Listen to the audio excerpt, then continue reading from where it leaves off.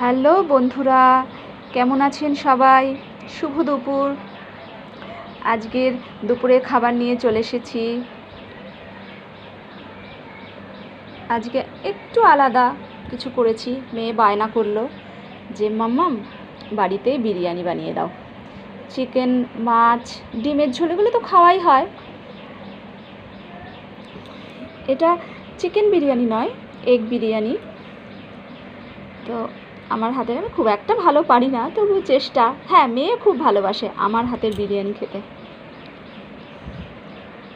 এখানে একটু স্যালাড নিয়ে নিয়েছি আর ধনেপাতার চাটনি এখানে মানে রেখেছি, আমার খুব ভালো লাগে একটু স্যালাড তার সঙ্গে।